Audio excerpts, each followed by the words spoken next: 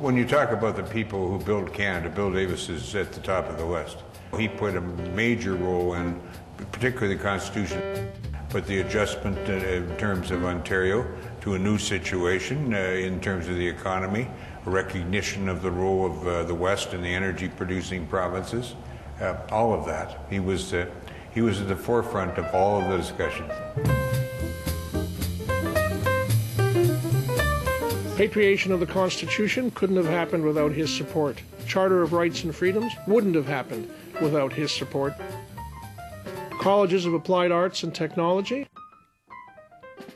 TV Ontario, the whole idea of educational broadcasting. More Francophone high schools. Bill Davis built every single one of those as Minister of Education or as Premier of the province. Looking out over False Creek in Vancouver and thinking about 40 years, it seems like yesterday, and yet it seems so long ago. The first time I ever met Bill Davis, I was a junior information officer. He was a newly minted premier, and he called me in on a project I was working on for seniors. I think with the agenda that Bill Davis had, I think he knew he could not accomplish that agenda without an enormous contribution in terms of the public service. And that is not always the order of the day for all parties or all governments, but it certainly was the order of the day under Davis's regime. I think Ontarians should remember the enormous amount that Bill Davis got done. But I think they should remember Bill as much for how he did things as what he did.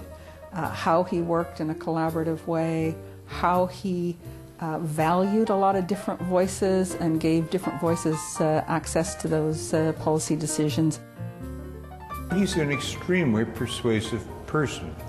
He's got a demeanor about him that is a demeanor of friendliness and wit and humor. He's also a very good listener, which is an absolute crucial part of being a successful political leader. I first met him, I'm not even sure he would remember, but he was Minister of Colleges and Universities in the Robarts government, and I was an active student at the University of Toronto. 20 years later, I came into the legislature. He wasn't actually there that day because he was having some dental work done. I said he was having his teeth sharpened, which I think he appreciated.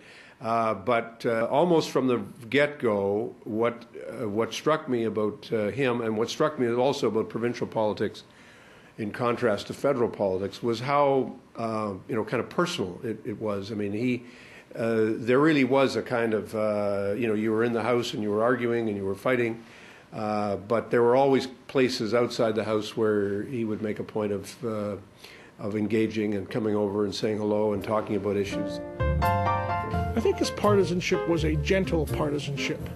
Did he believe in his heart of heart that Tories were people who were more polite, more decent, more thoughtful, better mannered, and better brought up than the other two political parties? He absolutely did. Did he forgive the enemy for not being so well brought up? Yes. Did he stick his hand out to be helpful and to seek their advice and counsel, as a minority premier has to do on occasion? Absolutely.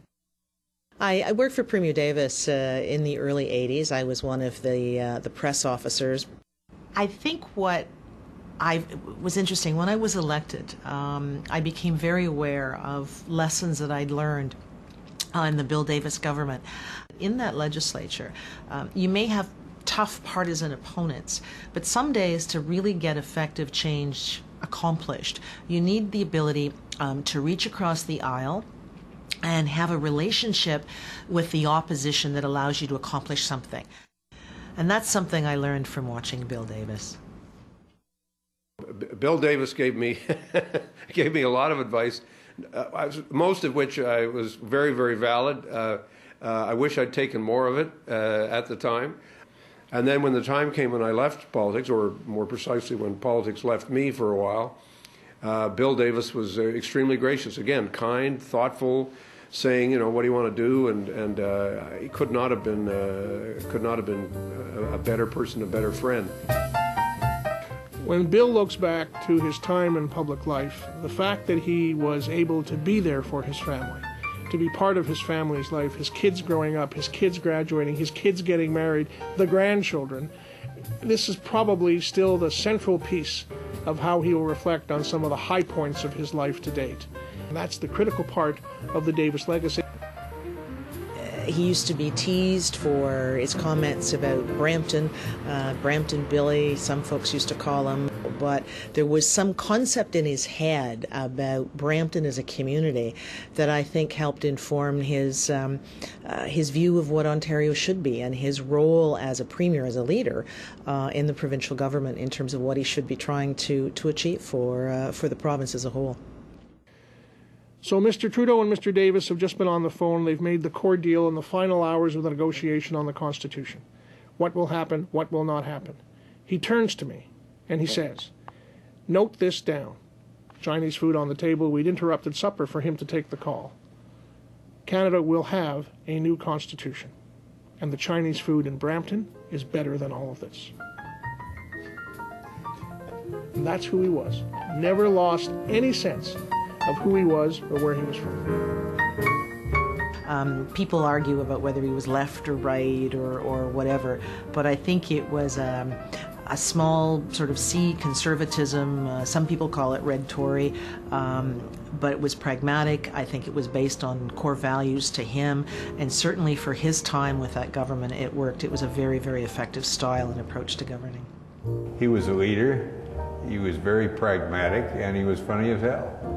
Immense modesty about himself, immensely ambitious for his province and his country. He's a politician whose like we're not going to see again.